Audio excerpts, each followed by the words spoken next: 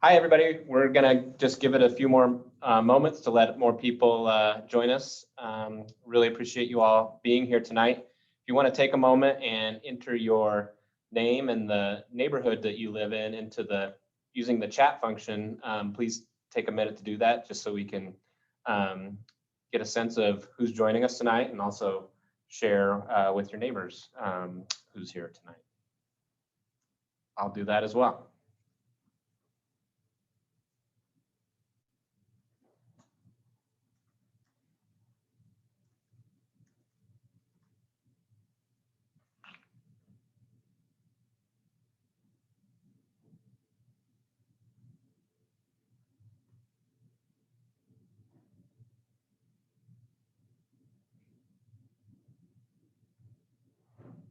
We just have one or two more people that I see making their last connection. So once we see them join, we will get started.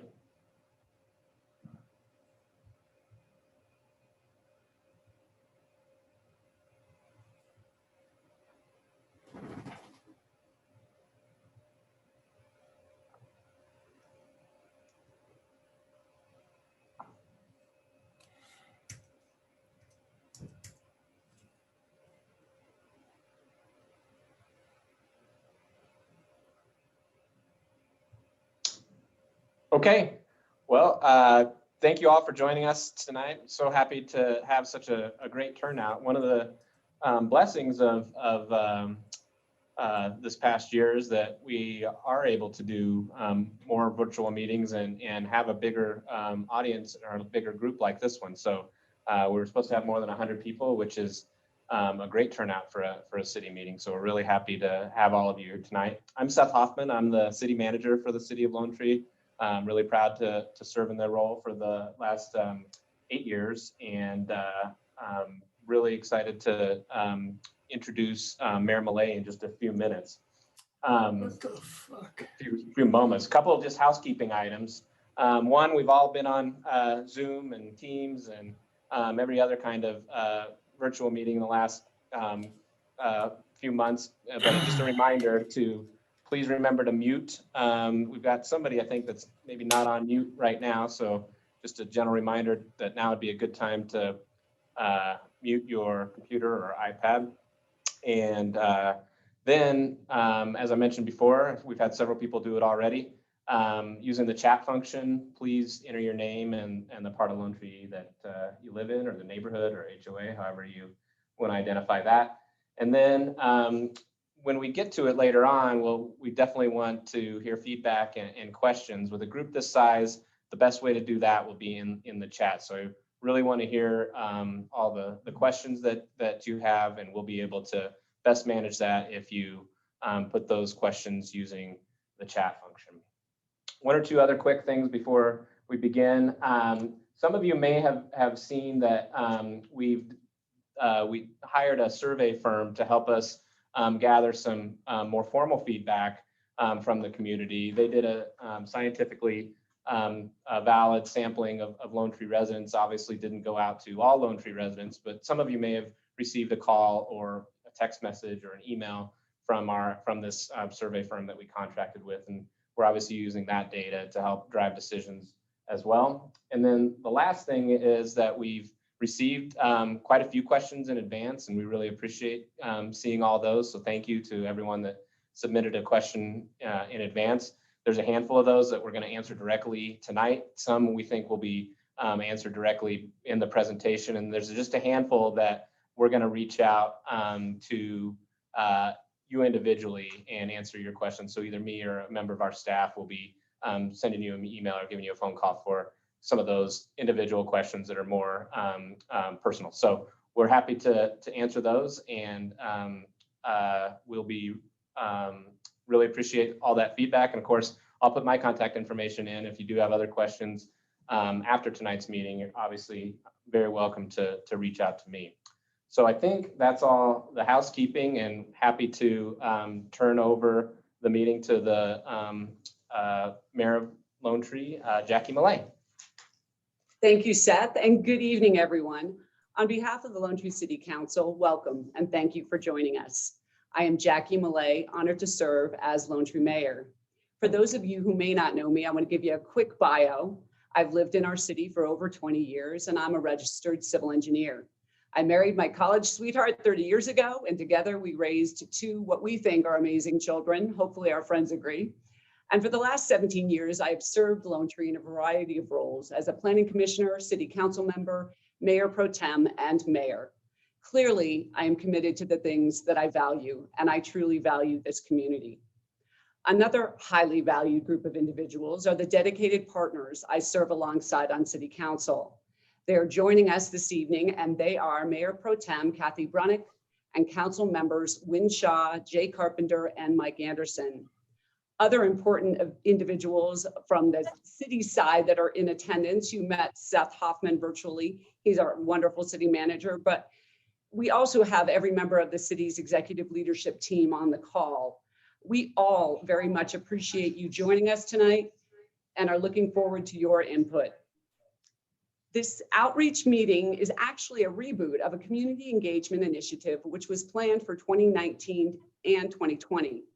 In mid-2019, the city convened some focus groups and began an initial dialogue with our residents that was anticipated to lead to a broader outreach effort held in conjunction with the city's 25th anniversary, which was last year, 2020. Well, we all know the story of 2020 plans. While our conversation has been delayed, it is even more relevant in 2021. As you listen to the presentation this evening, there are a couple of questions I'd like you to keep in the back of your mind. One, as the city looks forward to the next 10 to 25 years, do our community values and priorities remain the same? And two, are we well positioned for future success? So let's quickly run through our agenda. Parts 1 and 2 involve me doing a lot of talking, but I promise to work hard to keep it interesting for you guys. I'll provide some background on our city vision, priorities, and budget, then relevant financial information related to the next 10 plus years. And finally, the most important part, a dialogue with you, reflecting on the information presented and your thoughts on the city's future. Part of keeping this entertaining for all of us, or maybe it will just be me, will be some pop-up polls and questions that we ask during the presentation, and you can answer them directly on your keyboard. So let's try it out, and we're going to start with an easy one. How long have you lived in the city of Loantree? Is it A, 1 to 5 years, B, 6 to 10 years, C, and unfortunately it's blocking my screen now, so I can't see. Hang on quickly, guys. I got to make sure I got my years right. C, 11 to 20 years, D, 21 plus years, or did you plant the first tree? So I'm not quite sure we've been around that long, but I think you guys know I'm a D. I am a D. We'll give you a second to answer those questions, and then we'll we'll share that.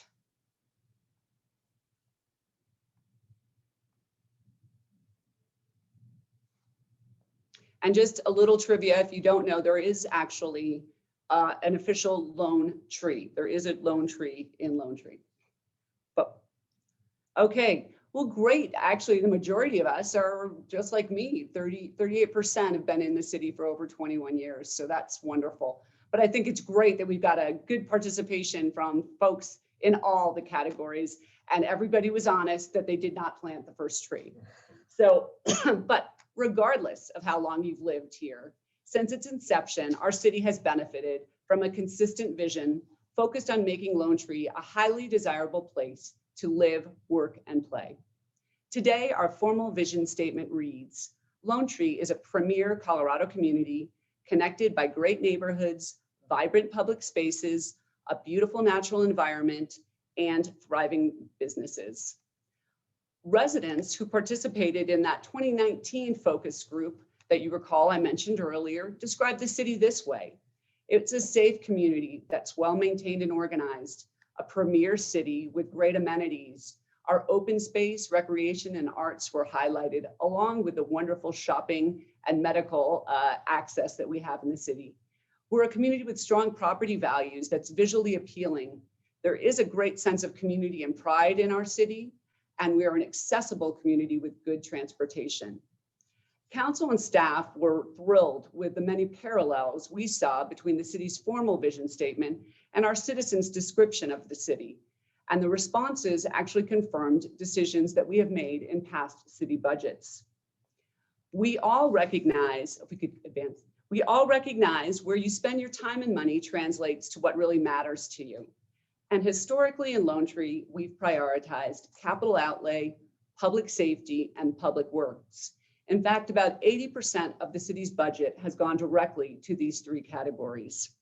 So capital outlay has really contributed to our us being a premier community with great amenities and visually appealing. Public safety really is at the core of all essential city functions, and a safe community builds a great sense of community and pride in our city.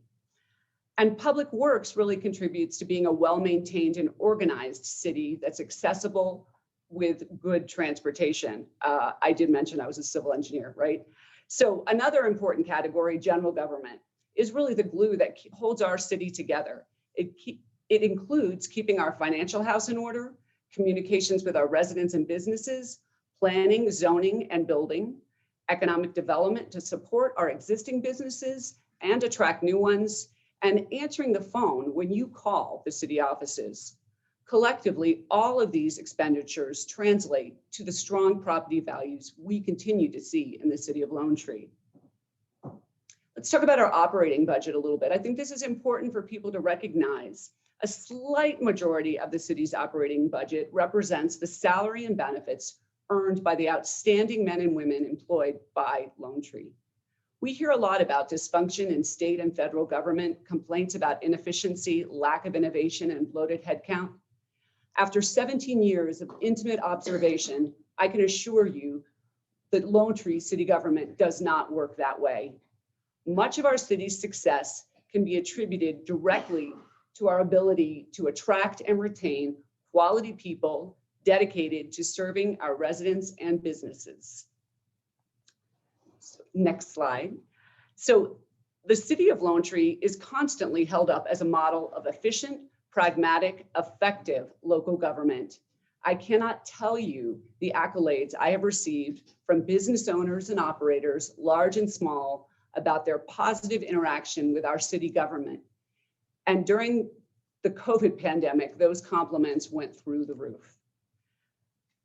Our economic development team of one, Jeff Hallwell, recruited the Art Center team to help him distribute timely information and resources to businesses throughout the city, including the very popular Igloo initiative, which was all Jeff's idea. And he was ahead of the curve to make sure we actually got those igloos. They were delivered to our businesses, and they really did make a difference. But long before this awful COVID pandemic, city staff overperformed. I received effusive praise from the owner of a small Loantree restaurant about one of our police officers who conducted a safety check early one morning when he noticed lights were on when typically the business should have been dark. Another example, during a business retention visit with the chief operating officer of Charles Schwab, he told me, and I quote, "Mayor, I do business all over this country, and the best place I do business is in Loantree, Colorado." And it's not just our businesses that rave about our city employees, it's our residents. Morningstar residents were overjoyed when Bill Medina, our administrative service director and 25-year military veteran, collaborated across city departments to provide a much appreciated and well-deserved recognition ceremony for over 50 veterans on Veterans Day last year, at a time where those folks felt very isolated and alone. And there's some more stories, and I frankly need to share a couple different anecdotes. You're hopefully aware of the high degree of professionalism and service offered by the Loantree Police Department in the face of really challenging circumstances. So I'm going to focus on a couple of our other overperforming silent heroes that work hard to ensure Loantree is the best place to live. Our city building and inspection department is the best. It is commonplace for me to receive compliments for their fantastic work, particularly as COVID has made us all consider remodeling our homes. In fact, last weekend alone, I was stopped by two residents to share how building inspector Jim saved them hundreds of dollars and hours of time on their home remodel. Another city superhero is Steve. Steve is one of the hardest working individuals I have ever known. He embodies a servant's heart and works in the most difficult conditions and times. The mailman's got nothing on him, and he always does it with a smile. Through rain, sleet, and snow during Thanksgiving and Christmas holiday seasons, Steve delivers. During Black Friday in 2019, during a particularly nasty rainstorm, Steve had to reset misfunctioning traffic signals after an Excel outage. Traffic on the city streets around the mall was a mess. Traffic was so backed up, Steve wasn't getting anywhere in his truck. So he pulled the truck up on the sidewalk. He ran in the rain to multiple intersections to reset the signal boxes. I was really thrilled when I heard that people were getting out of their cars and clapping and honking their horns to support his efforts, but I wasn't surprised at all by his diligence and commitment.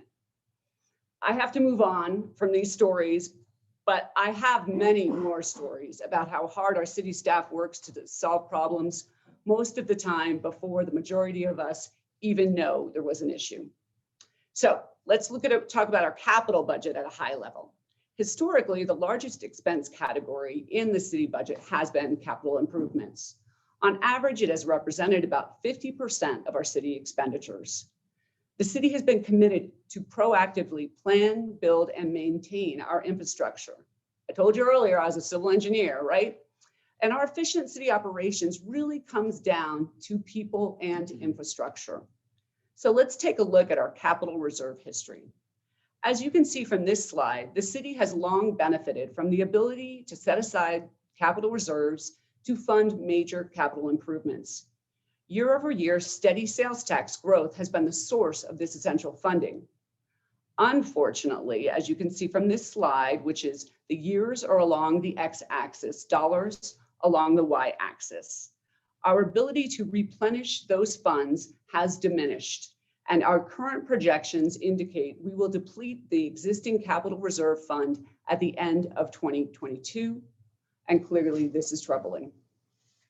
Growth is commonly thought to be the reason that city expenses grow, so let's explore that a little, and we're going to get ready for another question, guys. So our next poll question: when new development occurs, who pays for the new roads, traffic signals, stormwater infrastructure? Is it the city or the developer? And quickly just answer that on your keyboard.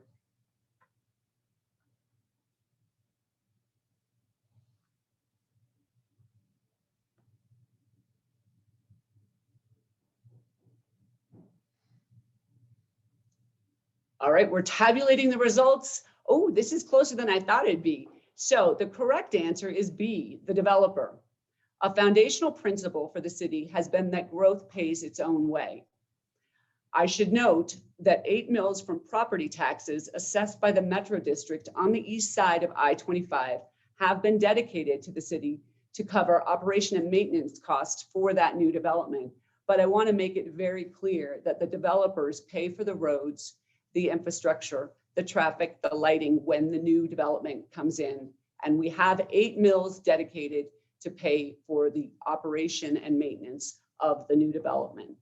So let's talk about maintenance, because that is an important topic. So I hope I've made it clear that our developers fund our new growth, but the city is responsible for our ongoing infrastructure maintenance.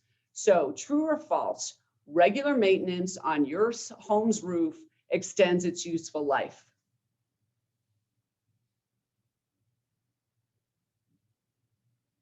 This one's easy, right? I think we're gonna get 100%. And thanks for your patience as we tally these. Okay, well, 90% is good, it's still an A. So it's obviously true, and like our personal assets, continued maintenance of city infrastructure is not only cost effective, but it extends its useful life. So this squiggly diagram is actually an analysis of our road pavement condition. And green is good, the pink and red are not so good. In fact, they're very poor. I want to let you know that while our maintenance project last year was delayed because of revenue from COVID, we are moving forward, and we will be repaving Lincoln Avenue and Crooked Stick that will address the very poor road conditions that I experience in the city. But so that look for that project, it's coming up soon. But replacing our failed pavement would cost us 4 more times the amount and what we spend to mill and overlay. So maintenance is a very important part of what we spend our tax dollars on. So we've discussed how we spend money, but now let's turn our attention to the city's revenue sources. I don't think anyone will be shocked that the city primarily relies on sales and use tax to fund our expenditures. It represents well over 70% of our city revenues. Another important and much appreciated revenue stream comes from our local government partners, including our metro districts and Douglas County. We are fortunate to have regional partners who recognize the benefits of investing in our city. And we typically receive around 13 to 15% of our revenue from them. But that revenue funds capital projects, not operations in the city and not maintenance in the cities typically. So you may be interested to know that well over 90%, I think we're going to move on to the next slide. Yep, well over 90% of that sales and use tax revenue comes from people who do not live in Loantree. Our city economy relies on folks coming into our community to shop and dine. That is how we fund our city operations. So let's take a deeper dive into those, and we're ready for our next poll question. So what is the sales tax rate that funds city operations? Is it 3%, 1.5%, 4%, or 2.5%? And I have to share with everybody, and my husband, don't get mad at me, honey, but my husband actually got this wrong. I was shocked, but he knows the right answer now. So we'll give you time for this one. Oh, honey, they got it right. Everybody, the correct answer is B, 1.5%. Loantree sales tax rate is the lowest in the entire metro area. The rate for our neighbors in Greenwood Village is 3%, Castle Rock is 4%, and Centennials is D, 2.5%. So here's another comparison of city sales tax to more front range jurisdictions, which also includes the 0.3125% that's dedicated to debt service. You may recall in 2008, residents voted to temporarily increase sales tax to fund the construction of the Art Center, Cook Creek Pool, the golf course, tennis courts and playground, and some additional park improvements.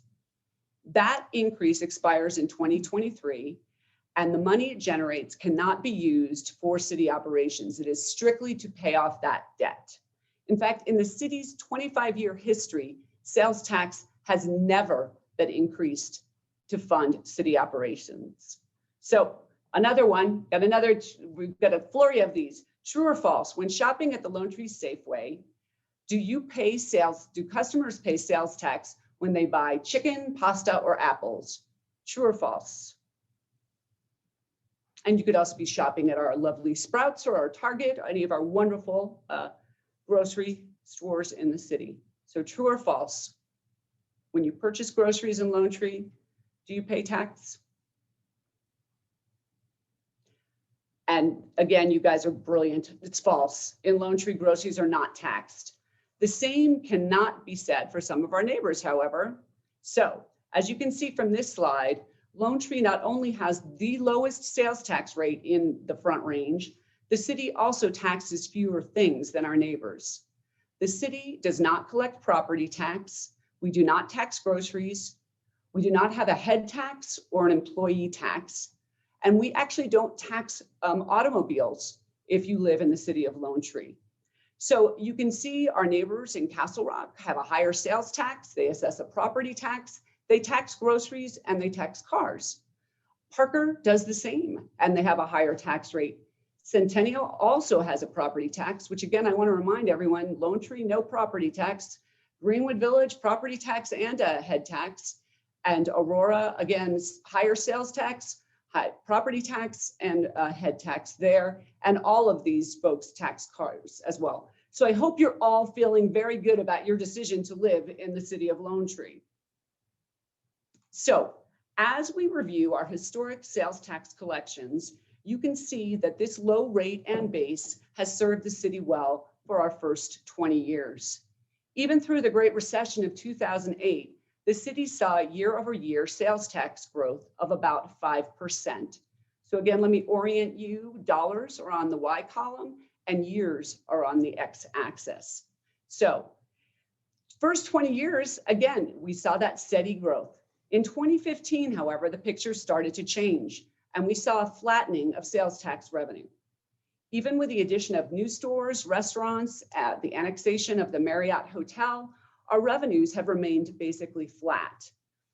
Obviously, the COVID pandemic turned the world upside down and revenues declined to levels that we saw in about 2005. We know we will dig ourselves out of this pandemic trough, but frankly, the warning bells started going off for us in 2018 when we realized the flattening of revenues was not a 1 or 2 year anomaly, but a potential longer term trend. Hence the city's decision to begin a citizen engagement effort in 2019 and why having this conversation with you folks today. So what happened in 2015? So since 2015, have the number of online purchases delivered to your home increased, decreased, or stayed about the same?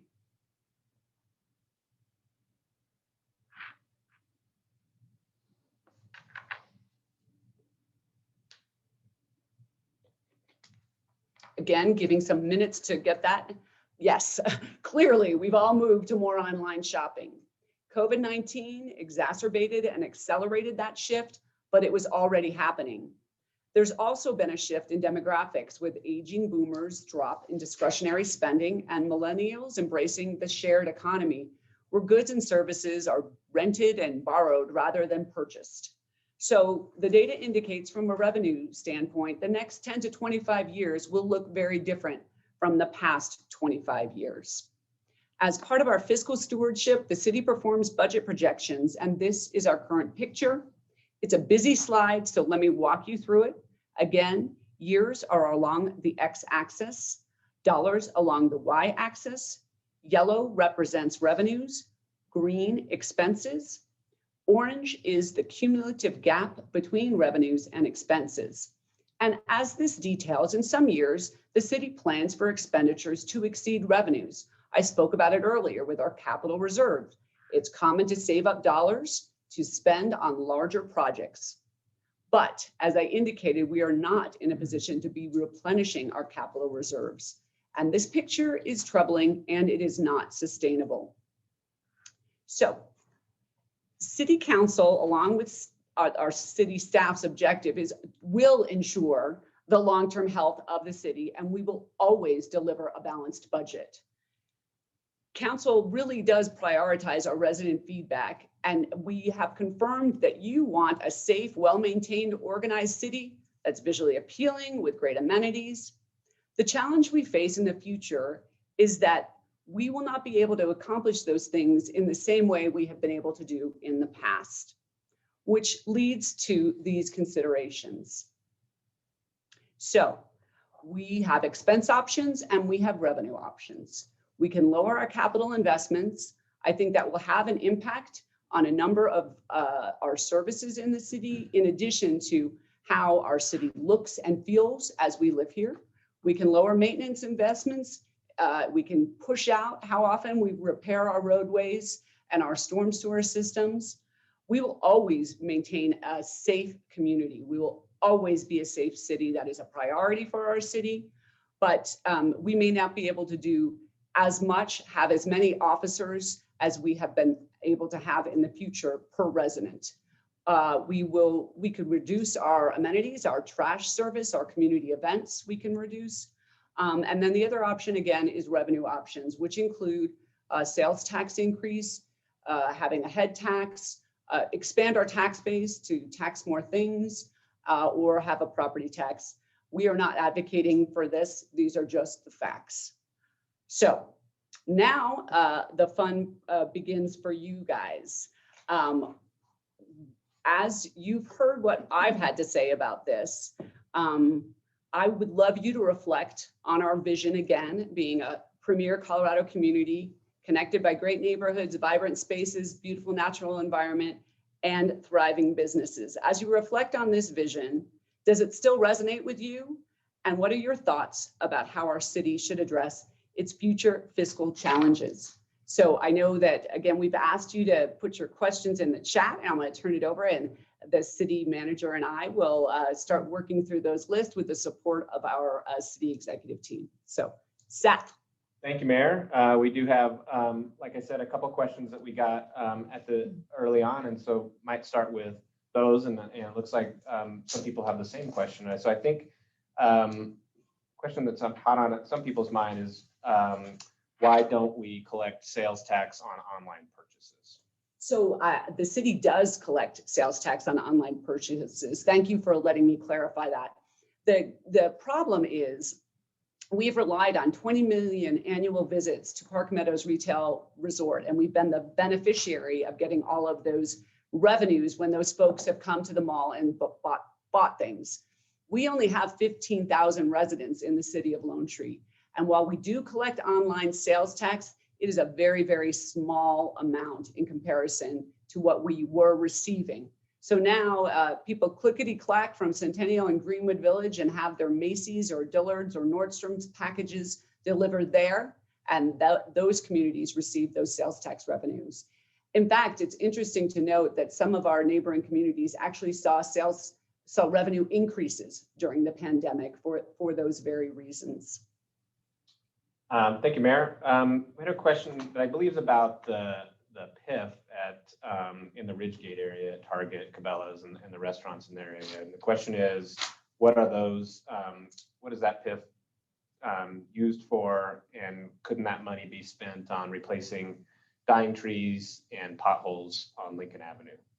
So the PIF is actually collected by the Rampart Range Metropolitan District. The city does not share in those revenues. They are collected by that entity, and that pays for the maintenance and infrastructure in the Ridgegate area, paying for the construction actually of the parking garage and then the maintenance of that garage. And the Rampart Range Metro District is far better positioned than I to say everything they spend it on, but that is not a city tax. And I'll just take the rest of the question about, because I'm sure this is something that other people want to know about, as far as some of the trees that we've seen that are dying, unfortunately, in our medians, and some of the potholes on Lincoln Avenue. So our medians, we're very fortunate to have a partnership with the Park Meadows Metropolitan District, a different metropolitan district. And those are probably the ones that you're talking about in Lincoln. And I'm happy to say that Park Meadows is extremely diligent about maintaining those medians, and they are working on replacing those trees right now. As far as Lincoln overlay, we're very happy to say that, or as far as the potholes on Lincoln, we're very happy to say, as the mayor mentioned earlier, we are in the process of overlaying Lincoln and repairing a lot of the concrete along Lincoln Avenue. It is in a state of repair that we obviously want to fix, and that was our number one capital priority this year, even in a constrained budget. So you will soon see improvements on both those issues. So thank you for that question.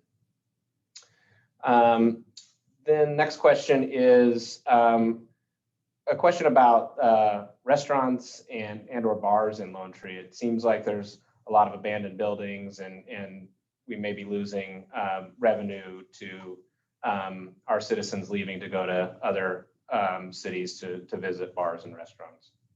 So the city is working hard to, again, attract, really make our existing businesses successful and attract new businesses. An initiative that City Council just passed deals specifically with the entertainment district, which is the area between C470 and south to the city offices, just Bolero area.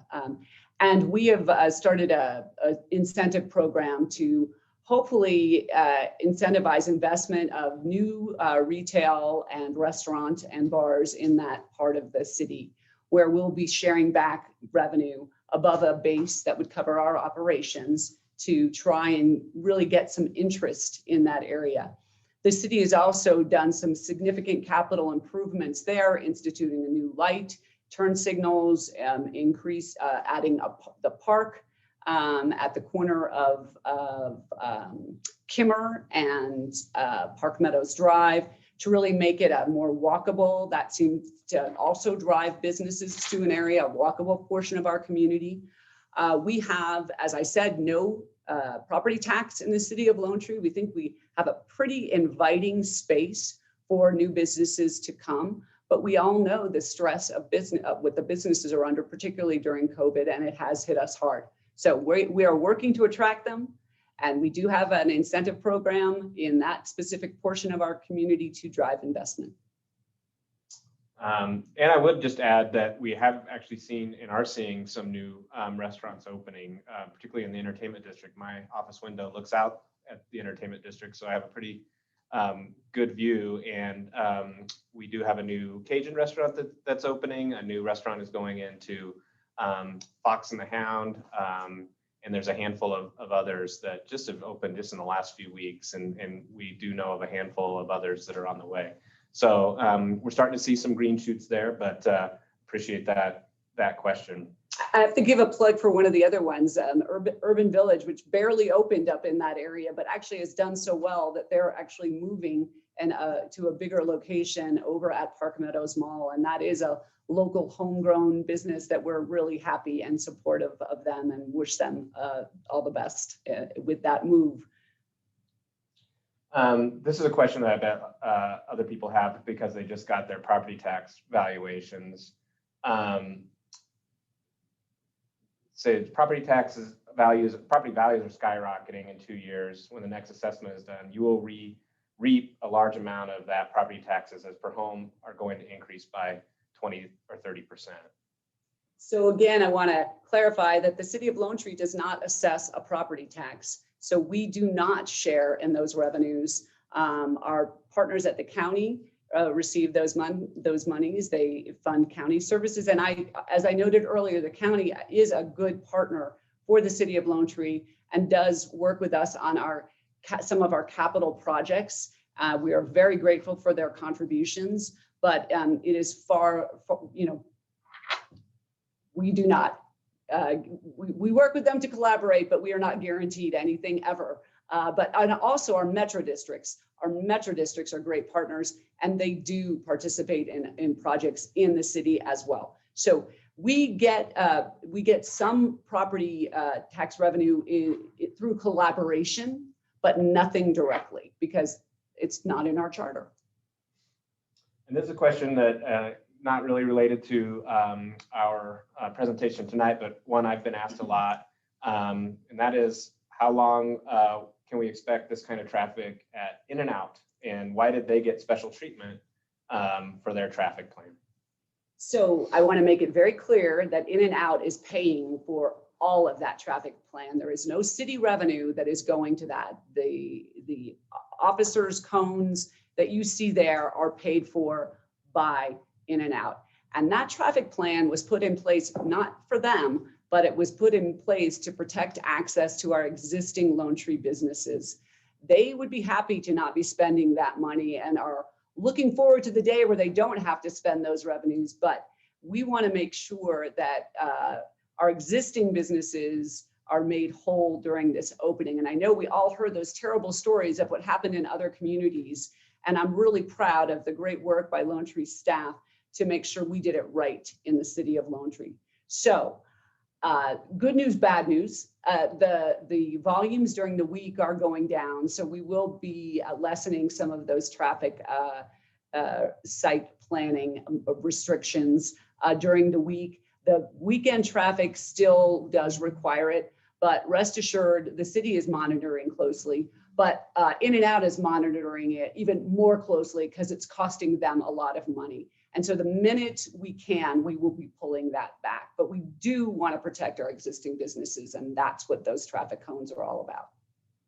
Thank you, Mayor. Now we've got just a little more than a handful of questions in the chat, so move to those now. And this is an interesting question, and I'm sure Jeff Holwell, our Economic Development Director, is here, and he can help us maybe a little bit with this one. But the question is, how many people commute to work into the city of Loantree every day? And he did help us. So. Yeah, so we have about 20,000 people that come into the city of Loantree every day for their jobs. And even during the COVID pandemic, we saw space being leased in the city of Loantree, and some pretty significant companies continue to make investments in the city of Loantree. Lockheed Martin has about 800 employees that once people start going back to offices, will be coming into the city of Loantree. And Kiewit company is in the process of building a new regional headquarters right here in Loantree at the Skyridge Light Rail Station. And there will be some really impressive jobs that are coming along with that, about 2,000 new jobs coming in there, which is why we've made the heavy investments in our transportation system that we have. And again, I want to remind folks that really the key to our economy is those folks coming in and out of our city. When we look to rely just on Loantree residents to support the businesses, it's not possible. And we saw that with the mall shutting down and only 15,000 residents doing online or sales, coming into the city. So it's why we work hard to have an effective transportation system, because we know it matters. And this is a question kind of related to that. So the trend appears to be reduction in the number of malls and shopping centers. Given that, are plans in place for the possibility of closing Park Meadows Mall? So Park Meadows really is a shining star across the country when it comes to malls. And we have the benefit of having the woman who was actually in the trailer building that facility is still in charge of operations. She's been through 3 ownerships, I don't know how many remodels and refreshes. And I think any of you that have recently walked through the doors recognize how well maintained that facility is. They've also made significant investments in the Vista area. The ratio of restaurant to retail in Park Meadows is a little bit higher than what you would see in some other malls. And so they had already started moving towards that trend pre the current state of affairs with malls. They are ahead of the curve. Those investments have been made. They will continue to be made. And I don't think Park Meadows Retail Resort is going anywhere. So, and we need it. And we are very supportive of that. It's important to us. Again, I'm always going to say shop local, folks. So if you have the opportunity, some great restaurants and retail throughout the city, not just there. And we'd love you to make sure you recognize those local establishments whenever you can. A couple questions about how property taxes could work. How would or how can property taxes be implemented in Loantree? And why are property taxes paid to Douglas County rather than Loantree? And can this be changed? So and in Colorado, any new tax would happen by a vote of the people, and the people make the decision about the tax. The Douglas County property tax was assessed long before the 20 years ago that I came into the city, and I don't know if any of the staff would like to can add more to that. But what I will share with you is that when the city founders came together to form this amazing community 25 years ago, they felt that sales and use tax was the best path forward, and it has been for 20 of our 25 years. It really met more than our needs, and we were able to make these continued investments. If the city were to look at putting a property tax in, which I will be very frank and say council is really not excited at all about trying to do that. First of all, because we think it would be an extremely challenging vote. And then also I think the amount of money that the mills we would have to assess would be really burdensome for the community. I mean, I think the delta that we are looking to achieve with our revenue shortfall is about $12 million a year. And 8 mills of property tax in the city would only yield about $7 million. So I don't even like 8 mills, and neither does the rest of the council. So we don't love that, but it is an option to us. But it would be pretty high. I'll be frank and say it's more appealing to look at a sales tax increase because it's paid for, it's kind of a tax that's spread out across a broader range of people, not just in the city. But even in having conversations with the operator of Park Meadows Retail Resort about the idea of doing something like that, she was actually very supportive because she recognizes that those tax dollars are going to go to support public safety, public maintenance, our road systems in the city, and that it does make sense that the folks that are coming in here to access goods, services, and employment also share in the cost of those services. So property tax is a tough one. It really is. And I think we already pay pretty high taxes, property taxes in Douglas County. So I don't think that's something council would entertain, but would love to hear the public feedback on that. And that's why we raised the issue with you today. Thank you, Mayor. We do have a handful of more questions to get to, and we want to respect everybody's time. So there's a question from Julie about head taxes. Do our neighbors collect that tax on all employees, for example, retail, medical, et cetera? Has the city done any projections on that kind of tax? So we have done projections on that kind of tax. I'm going to phone a friend with our awesome city staff and have them answer part of it. But what I can share is that if we were going to implement that same tax in the city of Loantree that exists in Greenwood Village, and it would generate about $3.8 million a year. Seth, I'm going to have you. Yeah, and the answer to Julie's question is yes, that it applies to everybody that works in those jurisdictions, no matter what type of job that they do. And it's a tax that's paid in part by the employee and in part by the employer too. So I think that's important to know. This is an interesting question. I'll take this one, Mayor, to give you just a quick I can break. get water. Yeah. If much of the damage to curbs is from snow removal trucks, is there any financial responsibility taken to correct and repair? I assume from the snow removal company. I think that's an interesting idea, and actually one I thought of a while back. And the answer is that's our contract with the snow removal companies. And so if we did ask them to repair for any damage that they might cause, it would just be billed back to us and probably with a markup. So that is something that's just kind of the cost of doing business in a city, but something that we do have to take care of. But thanks for the question. So question here that says, looking into the future, how does the city have a more balanced approach to revenue?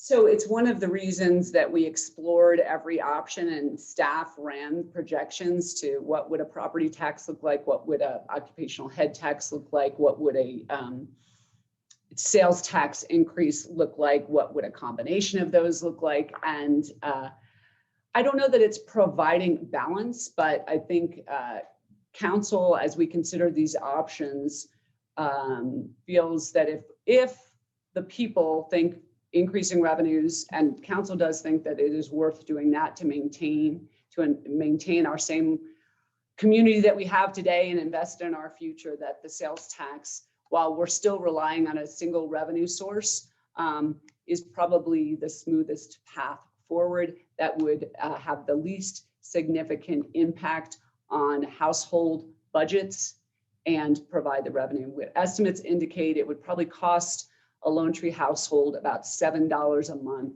if we were going to have a 1% sales tax increase. It would, and even a 1% increase, we would still be the lowest. There'll be, one other one's at 2.5%, but far lower than any of the other Douglas County municipalities, even with a 1% increase. And just to follow up on that, Susan asks, what would a 1% increase in sales tax generate for the operating budget? And it is about that $12 million, $12 million annually a year. Great. Going back up here. Answered that question. Got a couple of comments, positive comments about In-N-Out and somebody's favorite order. So thank you. This is an interesting one. I'll take this one too. If infrastructure improvements are paid by developer, how is the city maintaining access to data from IoT devices? And that's Internet of Things. That's an interesting question. Right now, there aren't any of those types of data collecting devices. We want to be really careful about that. If there was any kind of smart city device, it would be all those assets get turned over to the city in any case, and so we would be the owners of that data, not the developer. We do have some other smart city devices. Our adaptive traffic signal system is obviously kind of a smart city improvement. That doesn't collect any personal data, but if it, any data that it does collect is maintained by the city and not by any private developer. So interesting question. Thank you. And Seth, I just want to reiterate, while the developer builds the infrastructure, they then hand it over to the city. So they don't maintain it afterwards. But again, want to make clear, there are 8 mills on the east side of I-25 assessed by the Metro District that is dedicated to the city to cover the costs of maintenance for the new residential that's being built in the city of Loantree. And our projections factor those revenues in. Just 1 or 2 more questions, I think, as we're wrapping up. And there's a couple individual questions that we will respond to about specific traffic signals and that sort of thing. We'll get our public works team to reach out to you folks to answer those tomorrow. Happy to do that. Question about, I keep reading in the news that retail sales are rebounding. Any idea why we are not seeing that rebound here? So we are seeing a return to shopping at the Park Meadows Retail Resort, and things are absolutely getting better. And I think I hopefully tried to make it clear that the deep trough that we saw, that deep drop, we are slowly recovering, but it is a slow recovery. We don't expect to be back to 2019 revenues until 2023, 2024. And frankly, the challenge that the city of Loantree was facing started in 2015 and is independent of the COVID pandemic. COVID sure made it worse, and I actually think accelerated it, because people who have gotten used to online shopping and the ease of the packages being delivered to their door, or the 2 sizes of something being delivered to their door, they'll try them on and then they will return one of them. So not only we're losing the sales, we're also getting the traffic back into our city as they do return those. Some of our stores have become fulfillment centers. So again, want to make it clear, we are going to rebound from the COVID pandemic. There is no doubt about it, but the challenges that we're facing, and that why we wanted to have these conversations in 2019 before anybody had ever heard of COVID, was because we saw this troubling trend with online sales. And this is a good question, and I think we went through this exercise and can answer it pretty well. What steps have been made to identify non-essential services and expenses? What are potential cost-cutting ideas? What other non-essential programs has the City Council identified? So the first one and the easiest one, the low-hanging fruit, is clearly the trash and recycling services. I hope everyone recognizes that the City of Loantree pays for trash and recycling services for our single-family residential customers. We could easily, well, not easily, I think everyone appreciates and enjoys that service and enjoys only having 1 truck in their neighborhood 1 day a week. And we've got a great company that's done great work in our city, so I don't want to diminish that, but that is not necessarily, that isn't really the role of government. That isn't something that most municipalities provide to their residents. We also, so that's an easy one to identify. Another one really is our level of snowplow service. It is very, very high. I know folks may not feel that way, and please don't judge our snowplow service by the 4th worst storm in the history of the city, but on a day in, day out, the level of service that you get in Loantree is far superior than what you're going to get in neighboring communities along the Front Range. So we recognize we could also cut that back. But as I indicated in my presentation, over 50% of our operating costs is really our city's salary and benefits. And as someone who's been involved for 17 years, I will tell you, the idea of losing any one of these individuals, who most I know by name and what they do and how they contribute, and the difference that they have made in life of our citizens and our businesses, that to me isn't that's cutting the bone. If we're going to start looking at a staff reduction, I don't think that is in the best interests of anybody in our community. But when you look at operating costs, what exists in that space? It's gas for cars, it's water for the city facilities, it's electricity for our buildings. It is the IT that we use, the services that we use, that just think about what the operating costs of your home are. I mean, how much can you frankly cut those before you're cutting bone? We've already frozen a number of staff positions and we're not filling them in.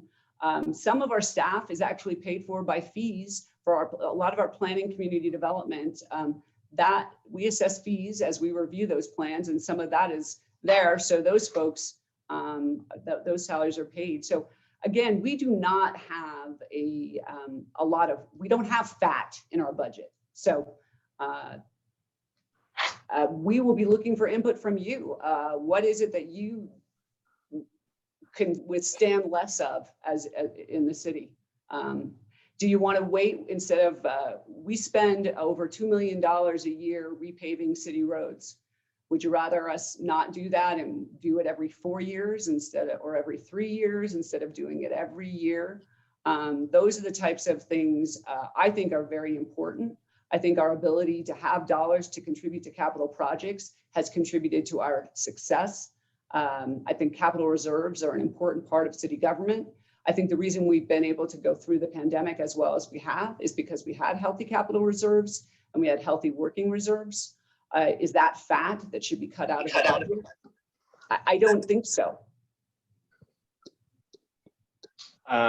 Just a couple more questions. I think we just got a minute or two left.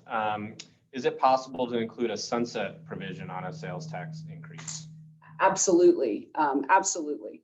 And as you know, the world changes. 25 years ago, the city founders did not look or contemplate the world of online sales, nor did they probably contemplate the escalation of what the costs are. We've got traffic span wires that still exist and are being replaced because they've outlived their useful life on County Line Road. When I first started, those costs on council, so that was probably 13 years ago, we could replace those span wires for about $450,000. In the budget this year, it's over $720,000 to replace that same span wire. So we know it costs more today than it did 25 years ago. But yes, a sunset is always an option, and we can reassess as a community in the future. Has a new revenue stream come in, and should we be doing something differently? Always, that's an option. Well, thank you, Mayor. We're at our allotted time, and appreciate all the questions and comments. I'm adding into the chat.